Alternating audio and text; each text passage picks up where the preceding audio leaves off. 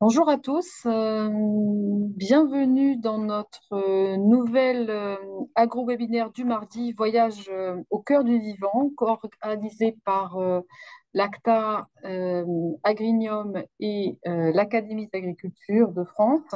Nous sommes ensemble pour 1 heure aujourd'hui et cet agro-webinaire est le second de notre série Compétitivité des exploitations agricoles. Nous allons traiter aujourd'hui de la question de l'évaluation des performances technico-économiques et pour cela, nous accueillons trois représentants d'instituts techniques agricoles, donc Adèle Sanson pour l'Italie, Yannick Carrel d'Arvalis et Franck Lavedrine de l'Institut de l'élevage. Vous pourrez poser vos questions au fur et à mesure de cet agro-webinaire en utilisant notre onglet Q&R, donc questions-réponses. Donc, pensez bien à poser vos questions au fur et à mesure dans l'onglet Q&R. Et voilà, vous pourrez utiliser le chat, mais pour partager des informations ou des réactions. Je donne tout de suite la parole à Yannick qui va commencer sa présentation. Donc, bonjour à toutes et à tous. Yannick Carrel, je suis chargé d'études économiques au pôle économie et stratégie d'exploitation d'Arvalis. Donc Arvalis, pour rappel, c'est un des instituts techniques de recherche et de développement pour les filières végétales qui travaille spécifiquement sur les filières céréales à paille, maïs, sorgho, lin textile, pommes de terre et fourrage. Donc aujourd'hui, l'objectif de ma présentation, c'est de vous donner un aperçu des indicateurs de performance technico-économique que nous suivons, à partir de quels observatoires nous les obtenons et quels enseignements nous en tirons pour faire du conseil auprès des producteurs et ou pour orienter les travaux de R&D sur nos filières. Alors tout d'abord, on va regarder des indicateurs de performance technico-éco à l'échelle de l'exploitation.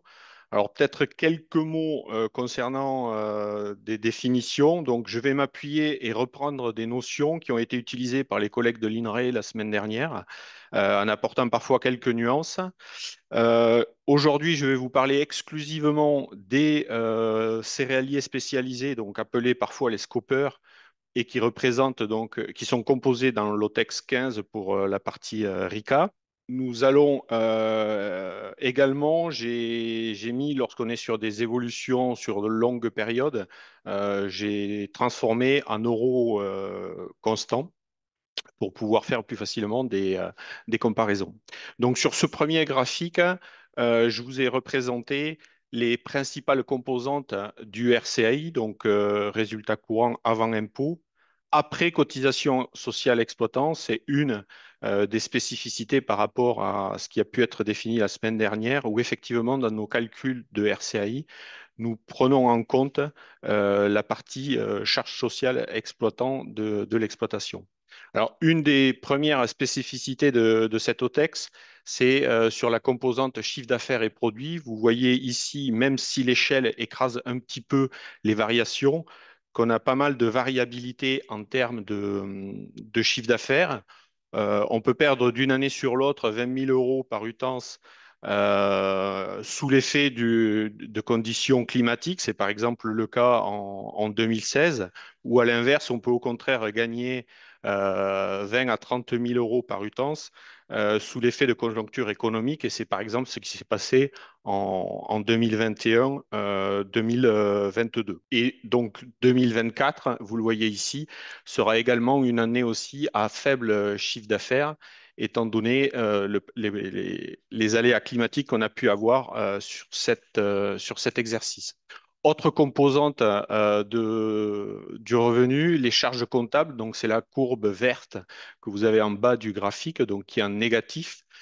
Et donc, il faut analyser, on va dire, à l'inverse d'une courbe en positif. Donc, on voit que sur la période, les charges ont plutôt eu tendance à augmenter, notamment sur 2022-2023, avec deux hausses successives de plus de 30 000 euros par UTAN chaque année. Et en 2024, une baisse d'une trentaine de milliers d'euros, mais qui ne permet pas de revenir au niveau des charges 2017-2021. On reste supérieur de l'ordre de 20 000 euros par utance. Concernant la dernière composante, la courbe rouge, donc les aides sur cette période, on voit qu'elles ont été en diminution régulière depuis 2010 avec une perte de l'ordre de 13 000 euros par utence. Sur le graphique de droite, je vous ai représenté deux autres indicateurs de rentabilité des exploitations de l'OTEX 15, donc le RCAI après cotisation sociale exploitant en bleu et le disponible après cotisation exploitant en orange. Donc là aussi, forte variabilité. On voit quelques périodes positives, notamment 2007, 2010, 11, 12, 21 et 22, avec des RCI moyens entre 50 et 60 000 euros par utence, et à l'inverse, des périodes beaucoup plus négatives, notamment donc entre 2013 et 2015, mais également 2016 et 2023 et 2024, qui ont été des années très négatives. J'ai oublié de préciser, 2023-2024, ce sont des prévisions et pour 2023, compte tenu de l'instabilité, de la forte variabilité sur le niveau des charges, nous avions fait deux hypothèses de charges élevées et de charges très élevées, d'où le fait qu'on a à chaque fois deux chiffres. Sur la période, donc, le RCI moyen pour l'OTEX 15 était de l'ordre de 23 000 euros par utence, alors que le disponible était autour de 28 500 euros. Alors, après avoir vu ces chiffres moyens, il est toujours intéressant de connaître la dispersion des indicateurs. Ici, j'ai repris que les RCAI après MSA, donc les quatre premiers, et on a classé donc les exploitations par classe de niveau de revenu en prenant le SMIC comme échelle, le SMIC net. Donc, sur les quatre premiers histogrammes du haut, vous avez les quatre dernières années. Le cinquième, c'est l'année 2016 et ensuite des moyennes sur des groupes d'années de 6 ans. Donc, on s'aperçoit qu'effectivement, autour de la moyenne que je vous ai présentée précédemment, on a une très forte variabilité avec, selon les années, de l'ordre de 10% à plus de deux tiers des exploitations qui peuvent avoir des résultats négatifs, et à l'inverse, d'un vingtième à la moitié des exploitations qui peuvent avoir des résultats supérieurs à 3 SMIC. Sur 2023 et 2024, deux tiers des exploitations ont eu ou auront des résultats négatifs après 2 années où deux tiers des exploitations avaient eu des résultats supérieurs à 2 SMIC. Donc on voit là aussi une forte variabilité. Une variabilité que l'on retrouve aussi au niveau des régions. Ici, j'ai représenté toujours pareil le RCAI après cotisation sociale exploitant par utence sur quelques régions, et notamment en prenant des régions extrêmes pour bien voir les différentiels, la variabilité. Donc, on peut voir qu'on peut avoir entre 20 000 et 60 000 euros par utence de variabilité sur le niveau de RCI moyen, avec notamment une variabilité qui est encore plus importante les années à fort prix. Donc, c'était le cas des années, de l'année 2011-2012 et notamment 2021 et 2022. Le classement entre les régions étant en grande partie lié au potentiel, mais pas uniquement. Donc, après avoir vu ces indicateurs à l'échelle de l'exploitation, on va passer sur des indicateurs à l'échelle culture. Compte tenu du temps, je vais vous parler uniquement de la culture du blé tendre. Donc, sur ce graphique, en fait, je vous ai représenté des données synthétisées d'un observatoire qu'on mène avec Unigrain à partir des données Serre France. Donc, on est à l'échelle du blé tendre.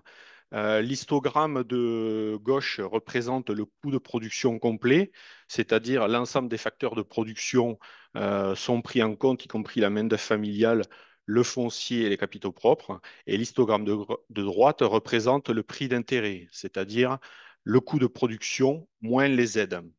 Et c'est ce prix d'intérêt que l'on compare au prix de marché qui est représenté par un rond rouge sur notre graphique. Donc, lorsque le rond rouge est au-dessus de l'histogramme de droite, l'agriculteur dégage une marge par rapport à ses coûts de production. Donc, on voit que dans le temps, le coût de production sur les différentes périodes n'a cessé d'augmenter en passant de 220 € tonnes à 300 euros tonnes sur la dernière période 2022-2024, avec une hausse qui est certes liée en partie à un rendement qui a été plus faible sur la dernière période, mais également surtout lié à une augmentation des charges hectares, notamment fertilisation et mécanisation main-d'œuvre. Sur les périodes précédentes, donc, on voyait un certain équilibre entre le prix d'intérêt et le prix de marché. Sur la dernière période, on voit que malgré les très bons prix de 2021 et 2022, ces bons prix n'ont pas permis euh, aux agriculteurs de couvrir leur prix d'intérêt. Ce graphique nous montre aussi la construction du coût de production du blé tendre et l'importance de certains postes, donc notamment la mécanisation main-d'œuvre qui représente près de 50, entre 40 et 50 des charges, mais également la partie intrant qui représente 25 à 30 de ces charges. Donc là, toujours pareil, important d'avoir la moyenne, mais aussi important d'avoir la variabilité et l'hétérogénéité qu'on peut avoir autour de cette moyenne. Donc, toujours à partir de la même base de données, on peut faire des comparaisons entre les deux premiers déciles, la moyenne, les deux derniers déciles. Donc, ici, vous avez représenté à gauche le niveau de charge hectare donc sur les deux premiers déciles, les deux derniers et la moyenne, et à droite en termes de coût de production. Donc, on voit là aussi que entre les plus performants et la moyenne, ou entre la moyenne et les moins performants, on a des deltas de l'ordre de 200 euros de l'hectare. À cela s'ajoutent des performances techniques également différentes, les 20% plus performants ayant un rendement supérieur à la moyenne de l'ordre de 8%, ce qui fait qu'au final, en termes de coût de production, on voit des différentiels entre la moyenne et les plus performants de l'ordre de 45 à 50 euros la tonne et notamment sur la partie mécanisation main-d'œuvre, mais également sur la partie intrant, où effectivement, non seulement une meilleure productivité, mais également une meilleure maîtrise des charges et donc une meilleure efficience de ces charges. Alors, outre ces observatoires, on est aussi amené à réaliser des études plus spécifiques qui nous permettent d'aller un petit peu plus précisément dans les éléments de compréhension des différentes performances. Donc là, j'ai cité par exemple trois études, euh, dont la particularité de la première et de la dernière, c'était de travailler dans des régions. On ne travaillait pas à l'échelle nationale, donc ça permettait de mieux caractériser les performances régionales. Et ces deux études avaient la caractéristique aussi de lier à la fois des données techniques et à la fois des données économiques, ce qui aujourd'hui est encore quelque chose d'assez rare dans nos différentes filières. Le principe de ces études, c'était de construire des échantillons euh, le plus grand possible, on va dire, à partir de ces échantillons, on faisait des classifications par groupe en fonction du disponible ou en fonction du coût de production. Et ensuite, on regardait les caractéristiques de chacun de ces groupes pour définir un petit peu les éléments qui étaient déterminants pour arriver à ces niveaux de performance. Les grands résultats qu'on a pu obtenir de ces études, tout d'abord, on a retrouvé bien sûr la variabilité forte qu'on pouvait voir, que ce soit à partir du RICA ou à partir de notre base de données Serre France. Et cette variabilité existant même à l'intérieur d'une même zone régionale, c'est-à-dire que effectivement, beaucoup de variabilité, même dans un contexte, on va dire, pédoclimatique proche. On a pu aussi noter qu'il y avait des très performants et des moins performants dans toutes les zones. Donc effectivement, le potentiel joue, je vous en ai parlé au début, mais il n'y a pas que ça pour expliquer les performances technico-économiques. Ensuite, des indicateurs qui sont revenus en termes de performance, donc autour de la productivité du travail que l'on exprime en tonnes équivalent blé par UTA, où les plus performants sont au-delà de 1000 tonnes par UTA, en jouant à la fois sur des effets rendement, mais également sur le niveau de SAU par UTA. En lien avec ce facteur de productivité, on retrouve aussi le produit hectare par utence et également donc l'efficience des charges d'intrants avec des niveaux d'efficience supérieurs de l'ordre de 20 à 30 pour les plus performants et également sur la mécanisation main-d'œuvre.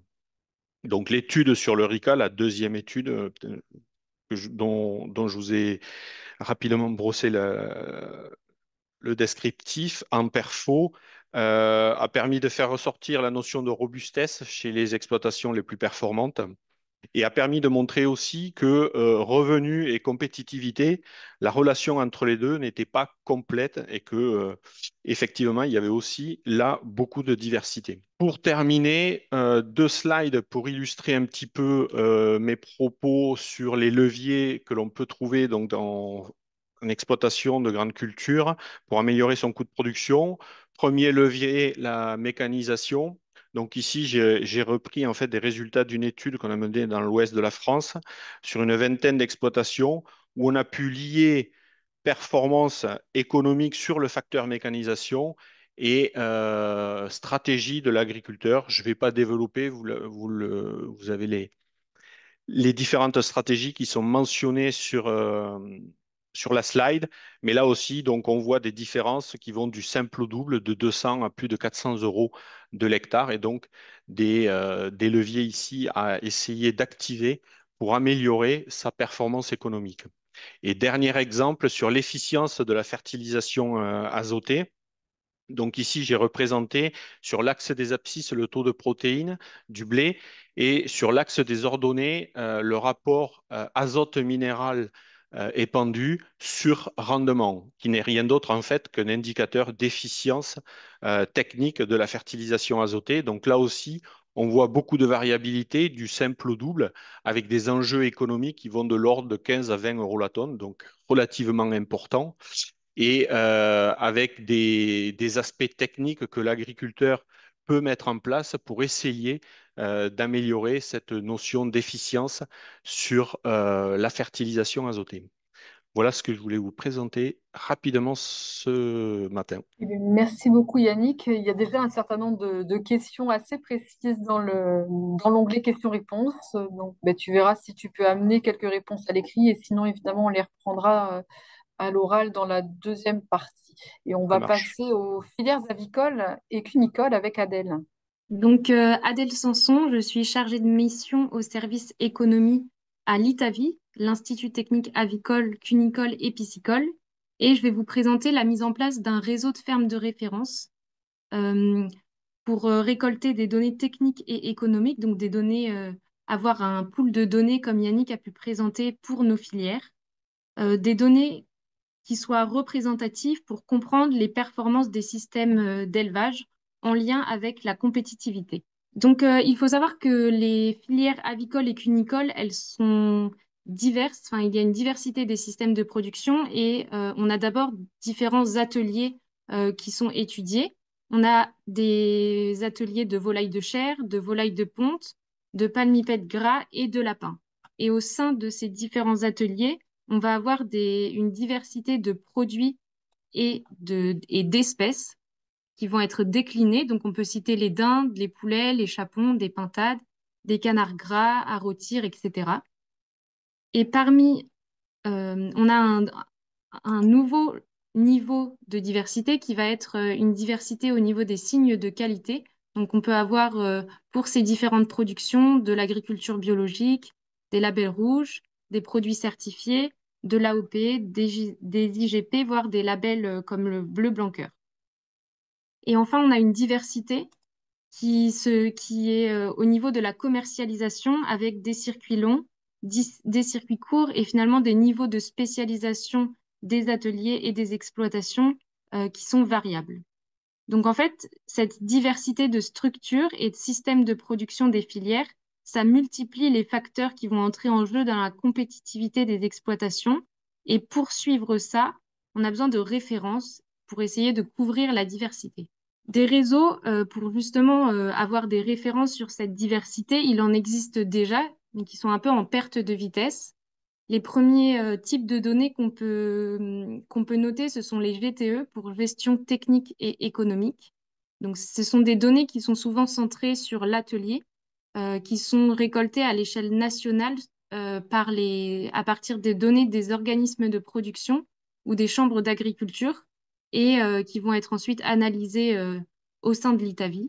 Et on retrouve ces données de GTE pour les 4 ateliers que j'ai cités. On va avoir un deuxième niveau de données existantes à partir de réseaux régionaux de fermes de référence. Donc, ce sont toujours des données techniques et économiques qui sont remontées, centrées sur l'atelier. Ce sont des dispositifs qui vont être à l'échelle régionale, voire départementale, et toujours pour les 4 ateliers. Mais finalement, ces données, et ces dispositifs, ils sont un peu en perte de vitesse. On a de moins en moins de participation des éleveurs. Il y a des financements qui sont réduits. Ces deux dispositifs sont pas forcément harmonisés, ni entre les filières, ni entre eux, euh, parce qu'on va avoir des méthodes de calcul qui vont être différents. On va avoir des outils de collecte des données qui vont être aussi variables et des échelles d'analyse centrées sur l'atelier, mais qui peuvent aussi varier d'un dispositif à l'autre. Et donc, comme je le disais, c'est centré sur l'atelier et donc ça manque d'une analyse à l'échelle de l'exploitation et il n'y a pas forcément de cohérence au sein de la filière ou entre les filières. Et enfin, une problématique sur ces réseaux qui existent déjà, c'est qu'ils ne couvrent pas la diversité des systèmes que j'ai cités tout à l'heure et ni la diversité géographique, notamment parce qu'on a des réseaux qui vont être plutôt régionaux. Donc,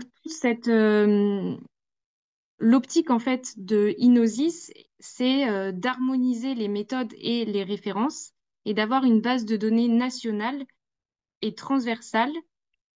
Et c'est pour ça que Inosis Réseau Avicole et Cunicole a été mis en place fin 2023.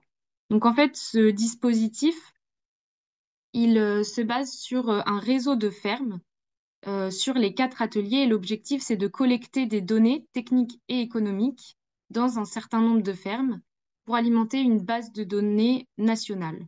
Donc, pour couvrir la diversité, l'idéal, c'est de suivre tous les ans 750 suivis pour couvrir cette diversité. La collecte, elle se fait à partir d'un outil Diapason qui est un outil unique et qui permet de centraliser les données. Et cet outil de diapason est intéressant parce qu'il est déjà utilisé dans les filières ruminants. Et donc, c'est l'adapter pour intégrer les ateliers en volaille, enfin les ateliers avicoles et cunicoles. Et enfin, ce réseau, c'est aussi un dispositif avec une animation par une équipe mixte entre Itavi et les chambres d'agriculture pour organiser des groupes de travail pour s'assurer de la cohérence entre les suivis. Et donc l'atout d'un réseau de fermes de référence qui se met en place, là, c'est d'avoir des éleveurs qui sont partenaires, de pouvoir suivre et d'avoir des suivis qui sont réalisés par les collaborateurs des chambres d'agriculture. C'est les mêmes personnes qui vont suivre la collecte, la saisie, l'expertise et la vérification des données pour garder une continuité dans le suivi. Et on a une complémentarité dans les données qui est directe avec les organismes de production. L'atout également de ce dispositif, c'est qu'on a une approche systémique de l'exploitation. Donc, même pour des exploitations avec différents ateliers, s'il y a des exploitations qui sont suivies avec des vaches laitières, des ovins, des volailles de chair, des volailles de ponte, l'ensemble de ces données sont prises en compte et on prend en compte également les surfaces, les bâtiments. Tout ça, c'est une approche qui permet d'analyser finement un coût de production et d'identifier les leviers de performance et de comprendre les interactions également entre les ateliers. Concrètement, les données qui sont collectées, elles sont de différentes échelles dans l'outil et pour les suivis. Ça peut être des données de l'eau ou des données de l'atelier. Donc, ça va être concrètement la durée d'élevage, des quantités de viande produite, quels bâtiments sont utilisés à l'échelle du lot, quelle quantité d'aliments. Toutes ces données-là sont collectées et à partir de l'outil, des indicateurs comme l'indice de consommation, les poids moyens ou les marges brutes vont être calculés. Ensuite, on a un deuxième niveau de données qui sont les données générales de l'exploitation qui sont collectées.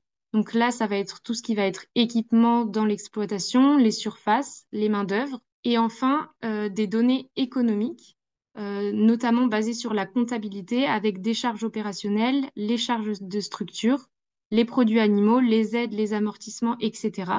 Et l'ensemble de ces données, regroupées et analysées par l'outil Diapason, va permettre de calculer des coûts de production et des résultats économiques à différentes échelles. Avec toutes ces données, on va pouvoir calculer un coût de production à l'échelle de la catégorie animale, c'est-à-dire qu'on va pouvoir calculer un coût de production du poulet bio, par exemple, ou un coût de production du chapon label rouge.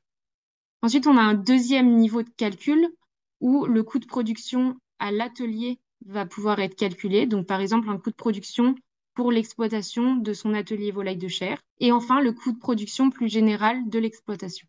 Là, actuellement, où on en est, l'outil Diapason est développé et en cours de développement pour les ateliers avicoles et cunicoles.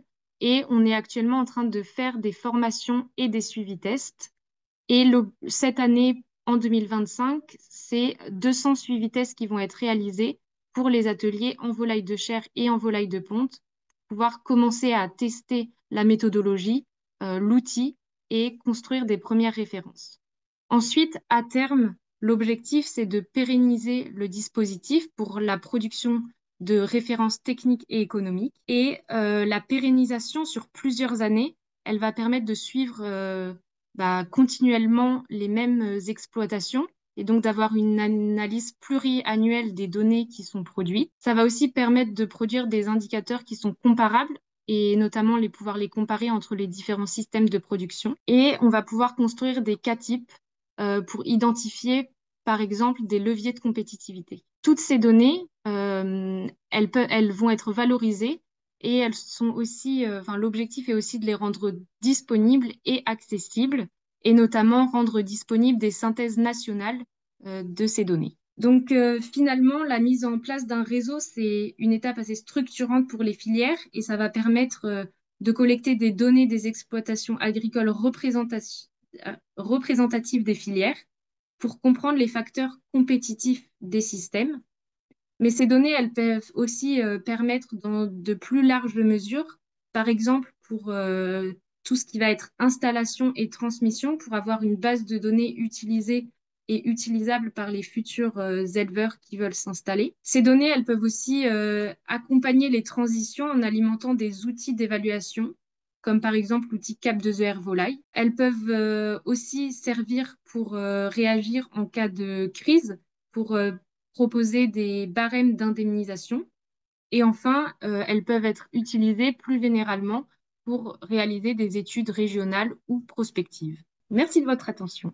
Merci beaucoup Adèle pour cette présentation et on va passer maintenant la parole à Franck Lavedrine qui justement va nous illustrer sur les filières laitières un peu ce qu'on peut tirer comme information de ces réseaux d'élevage. Bien, bonjour à tous. Donc, dernier volet, dernière présentation de ce webinaire. Je vous propose de regarder ensemble un exemple concret de valorisation d'un dispositif comme Adèle vient de le détailler.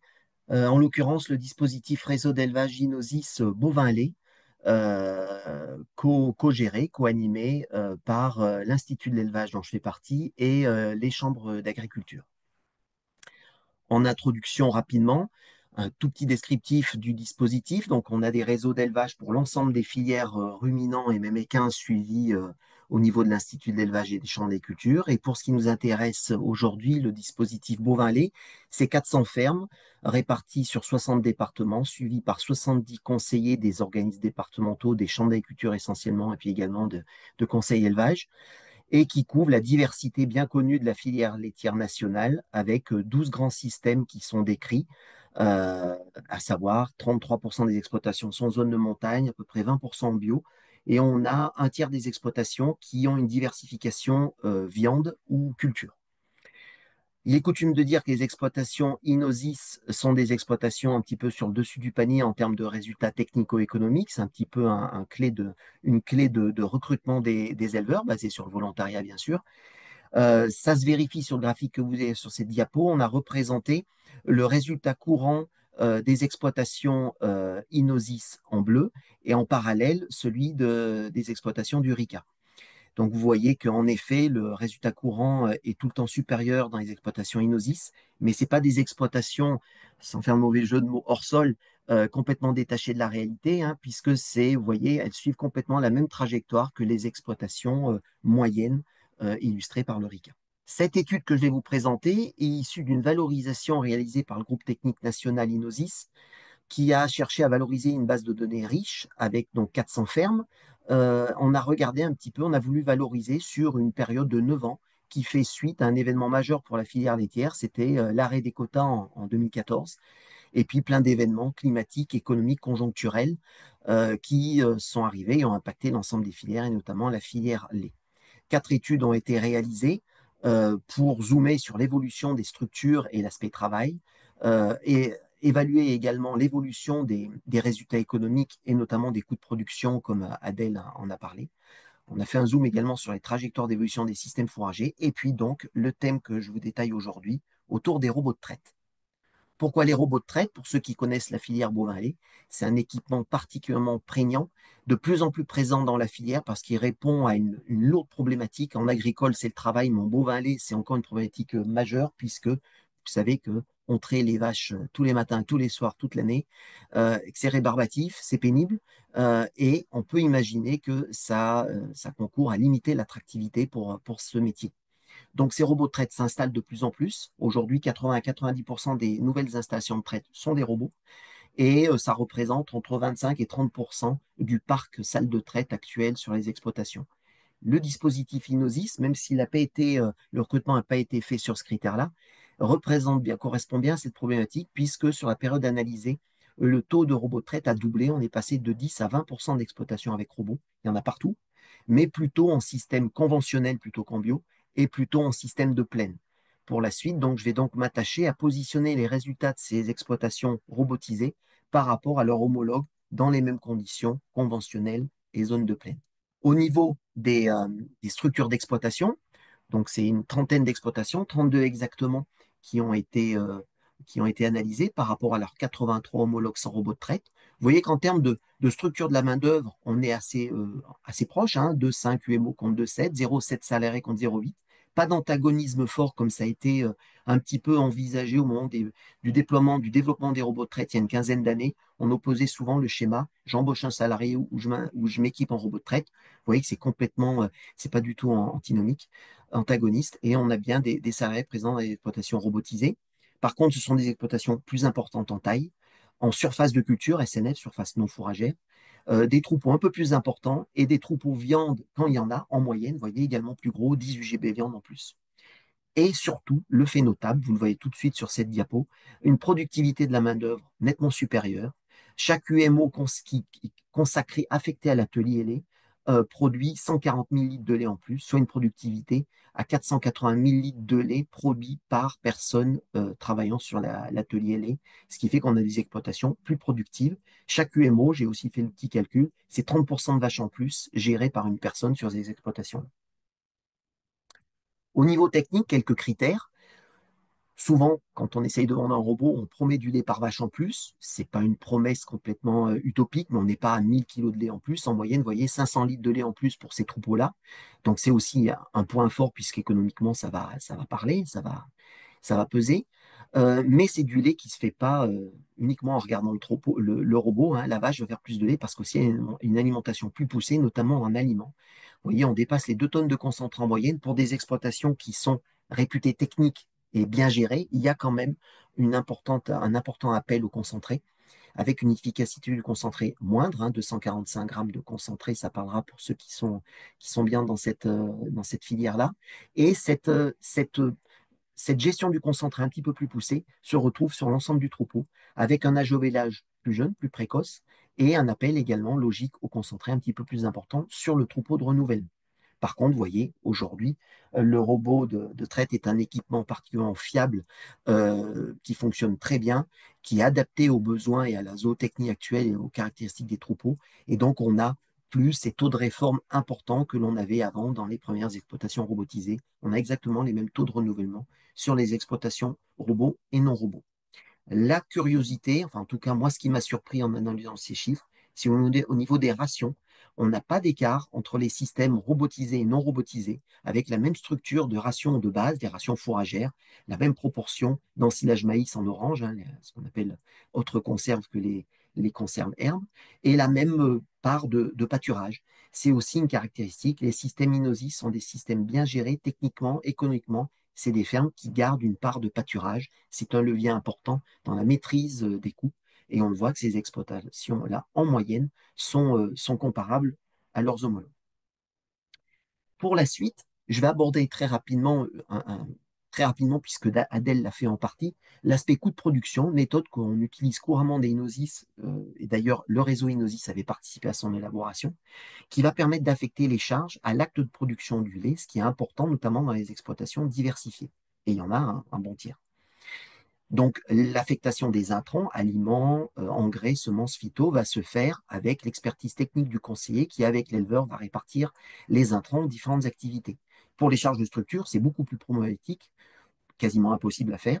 Donc, c'est fait via des modèles mathématiques, des pondérations qui sont intégrées dans l'outil coût de production. Ça va affecter les charges de chaque grand poste, mécanisation, bâtiment, foncier, etc., en fonction de coefficients de pondération et du poids que représente l'atelier lait par rapport aux autres activités. On va prendre en compte les amortissements matériels et bâtiments. Et la particularité, c'est qu'on va également intégrer des charges supplétives, c'est-à-dire qui ne figurent pas dans une comptabilité classique, à savoir, on va intégrer le coût du travail en partant du principe qu'il faut que l'acte de production couvre le temps consacré pour faire cet acte de production. Et nationalement, une convention est partie sur le principe d'intégrer une rémunération de 2 SMIC par temps plein consacré au lait pour les chefs d'exploitants, sachant que les salariés sont pris à leur vrai. En utilisant cette méthode coût de production, on voit que sur le premier levier, les charges de structure, on a des charges de structure plus élevées quand on regarde la mécanisation en bleu marine qui est comparable, mais surtout le poste bâtiment en orange. On a tout de suite un poste ramené en euros par vache qui est important, beaucoup plus important. Il y a l'investissement robot, alors que les autres éleveurs, quand les salles de traite, c'est des salles de traite qui peuvent être amorties. On a des salles de traite qui vieillissent très bien et qui durent bien au-delà de leur durée d'amortissement. Et également parce que cette différence, parce que souvent quand il y a un robot de traite, un investissement en robot de traite, pas systématiquement, mais souvent, ça s'accompagne d'un vrai projet bâtiment avec un investissement lourd en termes de nouveaux bâtiments et de nouvelles conditions de travail aussi, mais en tout cas, ça va peser en termes d'investissement.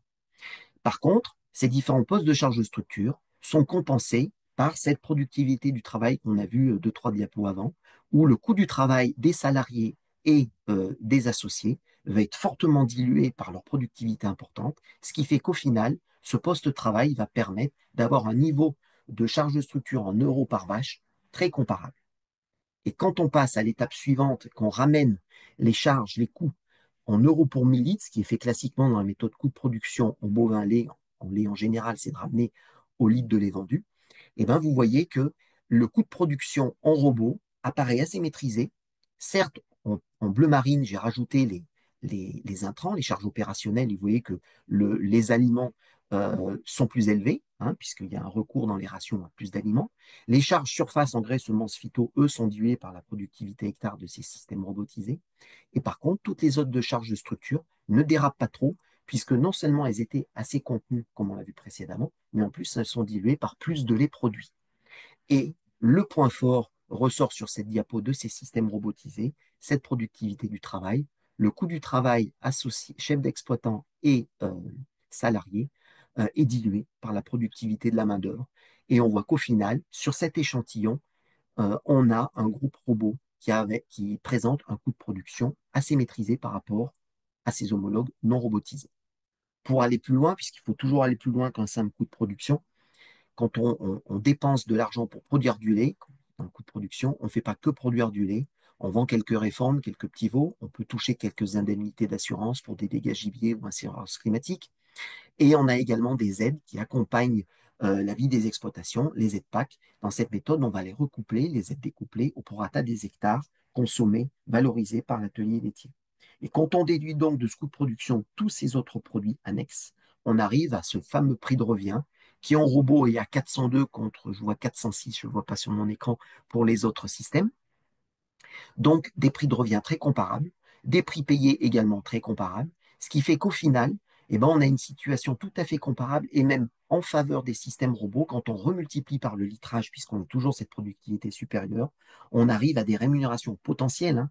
On n'a pas été questionné, c'est quand même très indiscret, ce que prélève l'éleveur, c'est vraiment la rémunération potentielle issue de la production de l'atelier laitier. Eh ben, on a des rémunérations pour ces exploitations robotisées qui sont de très bons niveaux. Je ne l'ai pas dit en intro, ça figure sur les diapos. Gardez toujours en tête, parce que ce chiffre peut un petit peu choquer ou se dire, bah, finalement, ça paye. On est dans la conjoncture, je dirais presque euphorique de 2022, où on avait un prix du lait qui avait explosé, alors que les intrants ne l'avaient pas encore fait, hein. Donc, on est vraiment dans l'année la plus favorable pour présenter des chiffres. Il y a une diversité, une disparité, une dispersion que Yannick a bien abordé dans les revenus par région, par système, par culture dans la première présentation. On la voit également au Beauvalley, bien entendu. Et on voit que cette dispersion de coûts de production, elle s'observe en système robot sur la gauche, comme sur les deux histogrammes de droite pour les systèmes non robots. Des coûts de production très différents entre les différentes exploitations. Mais on voit qu'en système robot, on arrive toujours à bénéficier, j'ai entouré en vert, de cette productivité, de ce coût de production maîtrisé, alors que le coût de l'investissement robot, voire bâtiment, pèse. Et bien à noter qu'il y a quand même un tiers des exploitations en robot qui dérapent sur le poste concentré de manière problématique. Ça vient gréver vraiment le poste, les charges et le coût de production pour ces exploitations-là. Je l'ai enterré en.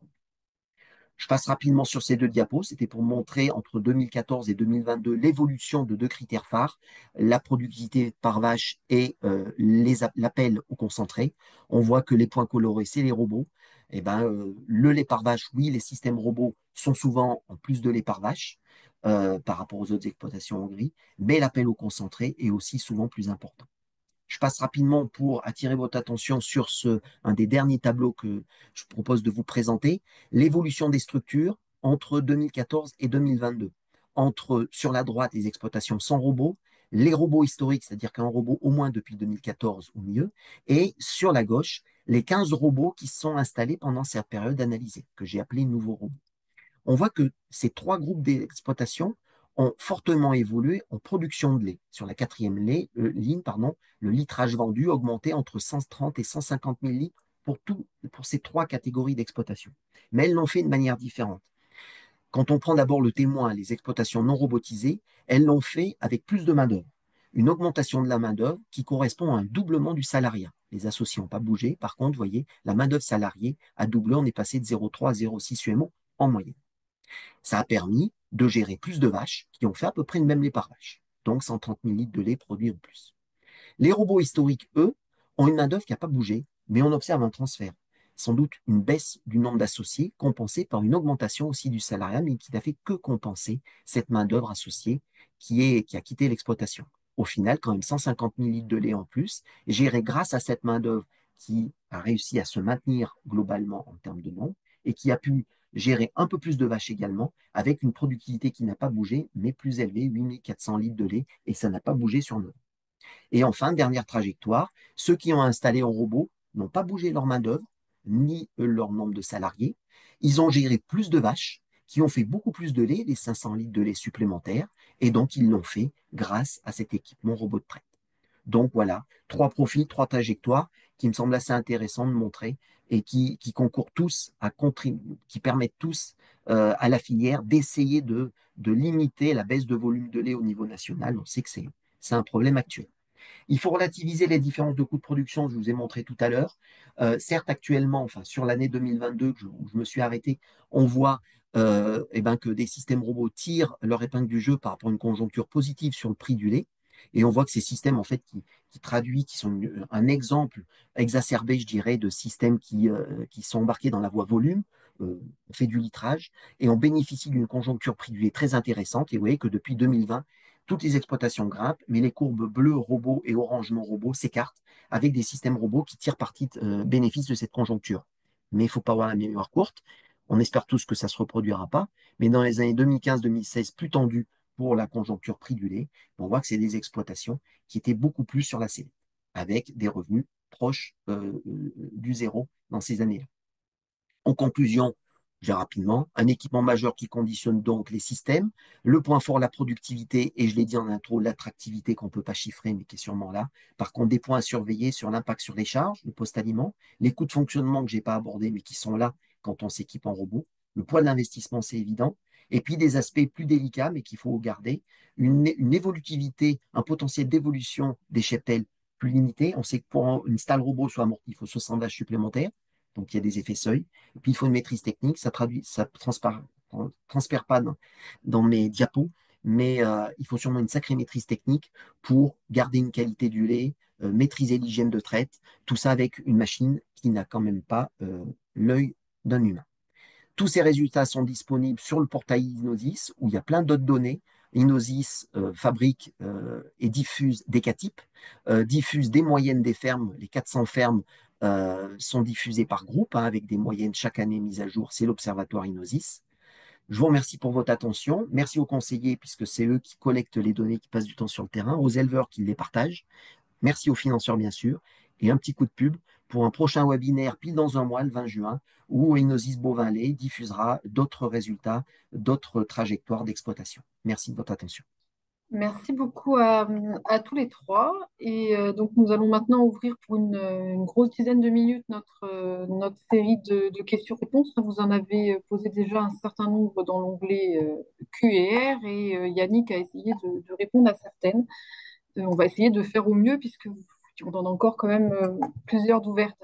Alors, peut-être, voilà, pour rester sur le lait, Franck, alors on avait une première question sur enfin, de savoir si vous observiez des charges vétérinaires ou liées à la sélection génétique des vaches qui seraient supérieures en système robotisé par rapport aux autres systèmes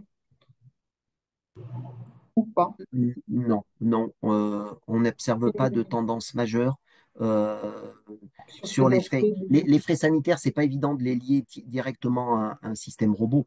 Par contre, on sait que quand il y a un problème sanitaire qui apparaît, quand on a un système robot, j'en ai parlé en 2 secondes, l'hygiène de traite ou un éleveur va pouvoir, sur une vache qui sait à problème ou un troupeau qui est sale, qui revient du pâturage il va pouvoir affiner l'hygiène de traite. Sur un robot, c'est un petit peu plus compliqué et c'est là qu'on peut avoir un dérapage et peut-être des frais sanitaires. Mais en croisière, en moyenne, c'est pas évident de voir quelque chose.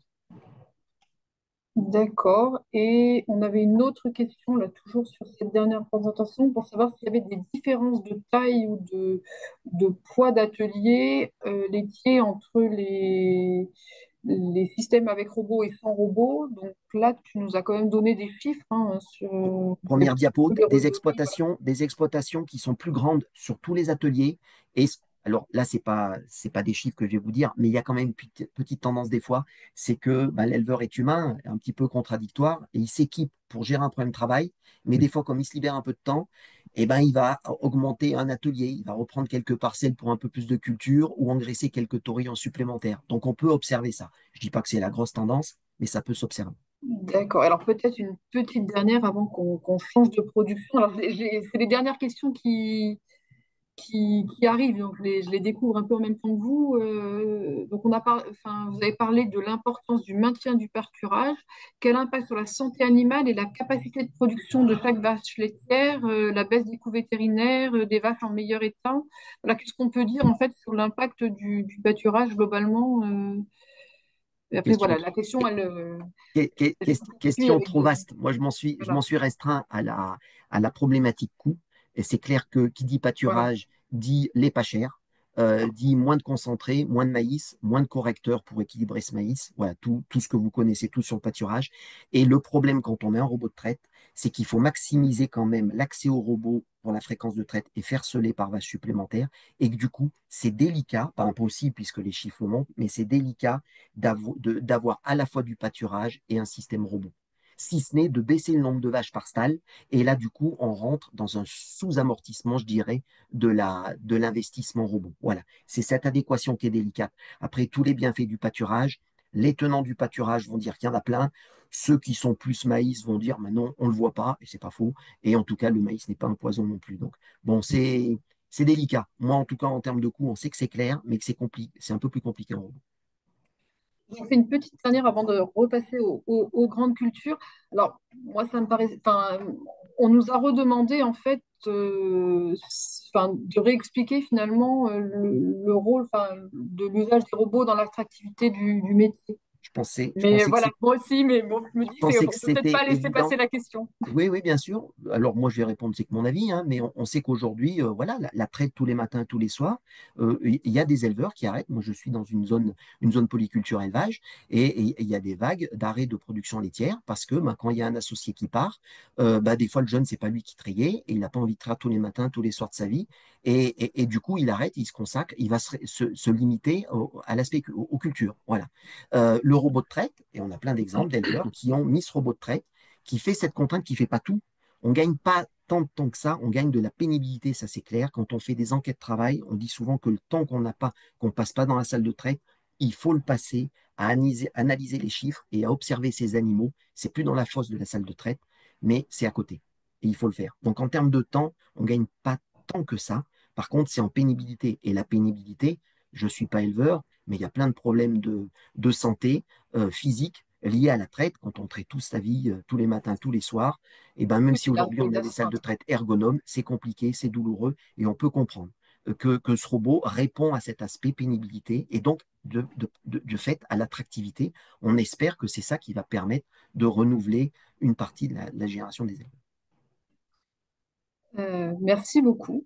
Donc, si on passe peut-être un peu sur, il y avait aussi beaucoup de questions sur la présentation de Yannick, et Yannick a essayé Oui, de vous répondre en partie. Voilà, Franck, si oui. tu as peut-être encore quelques minutes pour répondre à l'écoute. Ouais, ceux à qui j'ai pas répondu, c'est pas parce que je veux pas répondre, c'était que ça me paraissait trop long Peut-être, voilà, à expliquer en quelques lignes, donc je vais voilà, peut-être mais en peut-être prendre qu'on peut voilà, quelques-unes. en prendre quelques-unes. Bah, alors, est-ce que Euh, tu les as choisies? Alors, je te les laisse. enfin, je choisis, j'ai pas choisi Non, non, mais automatiquement, mais peut-être celles qui si on prend la première sur l'histoire de pourquoi on prend le RCAI après cotisation sociale exploitant, c'est tout simplement pour essayer de se rapprocher du vécu de l'agriculteur. Les charges sociales exploitantes, c'est une charge qui en grande culture est quand même relativement conséquente, qui est très variable selon le revenu des années antérieures. Et donc, en termes de gestion d'exploitation, c'est un élément vraiment à prendre en compte en gestion de la trésorerie.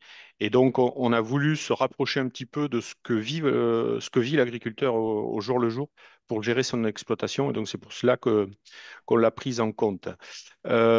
Concernant la question sur les scopers, quelles sont les oui. stratégies de maîtrise de charges employées pour les plus performants? Alors, il n'y a pas une recette unique, on va dire, pour faire de la performance. Ce que je vous ai cité, donc, c'est que effectivement, le côté productivité du travail est important. Donc, productivité que l'on peut atteindre à la fois en ayant des performances au niveau de son potentiel technico-agronomique, on va dire. Donc, ça, c'est un élément en fonction des surfaces travaillées. Autre élément. Ensuite, la performance, on l'a vu, le coût de production à 50%, c'est des charges de mécanisation main-d'œuvre. Donc, je vous ai parlé un peu de la main-d'œuvre. Donc, la mécanisation est un point essentiel aussi. Et enfin, on n'arrive pas à avoir de bons résultats si techniquement on n'est pas efficace. Et donc l'efficience des intrants, alors, est également une source de performance technico-économique. Quand on regarde en fait les gens qui sont les plus performants, souvent ils ont un ou deux points forts et ensuite ils sont plutôt moyens sur les autres. Mais voilà, il n'y a pas une recette universelle pour la performance. Autre question sur... Peut-être sur l'efficience des instants, justement, est-ce que c'est constant ou est-ce que on voit qu'aujourd'hui, il faudrait en rajouter plus pour garder un même résultat? On avait cette question-là.